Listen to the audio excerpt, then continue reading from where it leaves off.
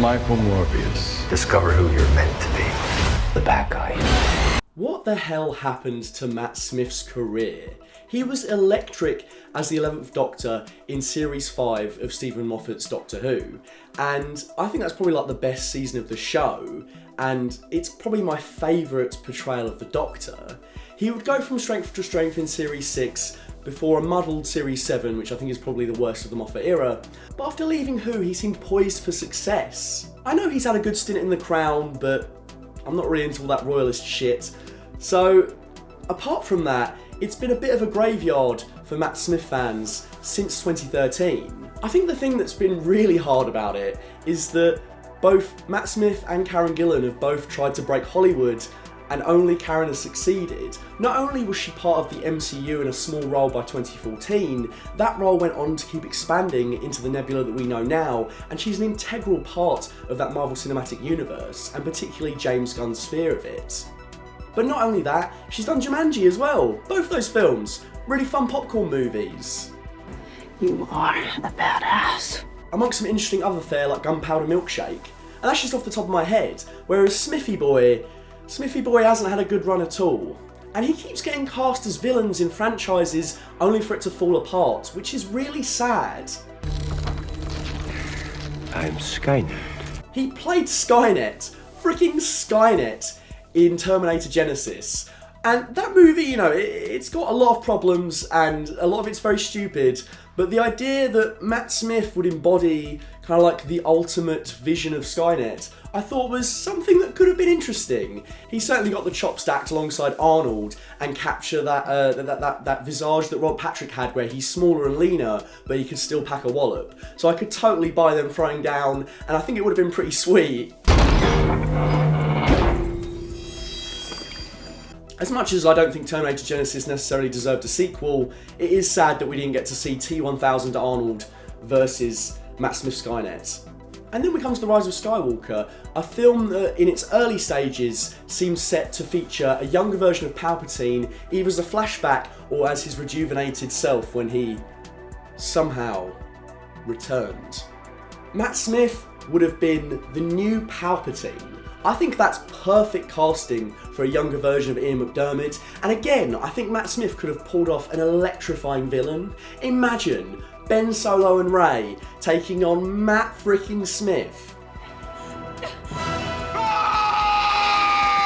And there was also rumours that he was going to be playing something to do with like the whole Mortis arc from Clone Wars. And of course the Mortis arc is picked up on in the Colin Trevorrow Duel of the Fates script. So I think there's some credence to that rumour. Maybe he was playing like a, an even earlier embodiment of the dark side of the Force.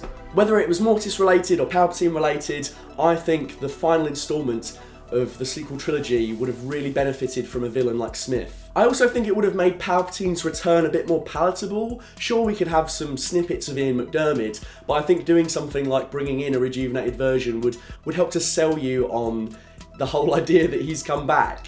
When they just bring him back with no explanation, it's just Ian McDiarmid standing there. It's like, yeah, I love Ian McDiarmid. He's one of the best parts of Star Wars, period. But if you have him doing nothing, kind of seems pointless. Whereas I think the young Matt Smith Palpatine would have had more of a point to it. Also, I just can so see Matt Smith delivering no, and all that kind of stuff. I think he would relish the performance. Listen to me! Sometimes doing tasks can feel like blood-sucking chores, and sometimes you procrastinate on those tasks, which is what must have happened to the script of this movie, so let me tell you about today's sponsor that might be able to help. Fabulous is the #1 self-care app to help you build better habits and achieve your goals. It's like having your own digital coach in your pocket. Unlike most goal tracking apps, Fabulous uses two approaches to managing better habits. Habit tracking, where you can pick among more than 100 recommended habits, or even create your own, and dedicated programs like Journeys, which are more immersive experiences sequences that guide you through specific tasks. For example, a journey that I've been partaking in starts with small tasks like reminders to drink water, but progresses to preparing a healthy breakfast, and even lists steps for your goal, like buying healthy ingredients to make said breakfast, and even provides healthy recipes to try. What's special about Fabulous is it strikes a balance between big and small goals to help make everything feel more manageable. If I'm trying to get more out of my mornings, Fabulous will provide small, easy to accomplish tasks, which should put me into better habits as I start to think about more ways I can optimise my wake up, like adding in some meditation or a walk. I've added the task of doing a bit of cleaning in the morning because I find it centres my brain for the work tasks ahead. I used the Fabulous app to develop great habits that made me feel healthier, fulfilled and more productive. You can pick among more than 100 different habits or even create your own. Fabulous also allows you to restore and back up your journey progress, experience integrated workouts and coaching sessions. It can send you reminders, and you can build out different morning to night routines that feel tailored to you. With a community of 30 million plus users around the world, Fabulous makes it easy for anyone to develop and stick to healthy habits thanks to science-backed daily routines. So start building your daily routine. The first 100 people who click the link will get 25% off a Fabulous subscription. No one's given him a chance to be a proper villain until Morbius. My God, Michael Morbius. What a picture. A low quality picture. All our lives we've lived with death. Why shouldn't they know what it feels like for a change? This has got to be one of the worst films I've seen in quite some time, particularly on the big screen. I thought it was going to be bad, you know, I thought it was going to be like average to Venom tier at best, but I was not prepared for how nonsensical it truly is. There's no arc that makes sense in the film for Michael Morbius. There's this moral conundrum that he can't drink blood because he's going to have to kill people, but he has to survive. And that question is not fixed at the end of the movie. He drinks his love interest's blood when she dies, and that satisfies his craving in the short term. And then the whole moral paradigm of, oh, how am I going to keep doing this? Should I keep killing people? Is completely dropped. So none of that works. He spends half his time in the lab. Nothing really happens. Every action scene is a CGI mess-a-thon. There's not like an ounce of practical fighting in this. It's all just like these, and like all the two vampire characters have these like smoke trails that come off them, which makes the fight so messy. And they also, when they turn into these vampiric characters, it just looks like a cat filter's been overlaid on the screen. It looks so bad. The cop characters, led by Tyrese Gibson, do absolutely nothing in the final cut of this movie. They are just simply there to catch the audience up to speed on things that they've already been made aware of. And at the very end of the movie, they just sort of see Morbius fly away. And you're like, oh yeah, they completely dropped out of the last 20 minutes of this picture. The Jared Leto, Matt Smith friendship is so incredibly cringy, and you don't buy it at all. They keep referring to themselves as Spartans, and it's a line that comes back up again and again. I guess it's supposed to, like, you know, draw some meaning and galvanise the two and make you believe that they've been friends for years. But honestly, it is so weird seeing part-time cultist and full-time twat Jared Leto sat there thinking about his method acting, lost in himself and his own ego, whilst Matt Smith's there going, oh yeah, you know me, mate. Oh yeah, oh, we go way back. Oh, we're just such good mates. I'm like, don't buy it at all. It's a terrible movie, a terrible, terrible movie. But the crux of the issue is the casting of Jared Leto. I don't know how this guy has managed to have a career for so many years when there's been multiple terrible allegations against him. He has literally run a cult, and there's pictures of it. And then there's just numerous stories about him being an arsehole to everyone he meets. He showed no signs of growth or change as these things have come out, and he seems to be a remorseless, cold, weird figure. The cult alone is just so insanely creepy and weird, not to mention all of the weird method acting stunts he has pulled across the last couple of movies he's made. Because on paper, a movie like Morbius, it doesn't turn me off too much, even though it's making a hero story out of a B-tier Spider-Man villain, which I think is excess and stupid. There is a chance to do a cool vampire movie there. But all of that went out of the window in the production of this film when Jared Leto got cast for me. I hated him as the Joker, and you know, I don't say this about a lot of actors and filmmakers when I make these videos, but I just don't like him as a person. I think he's a bit of a...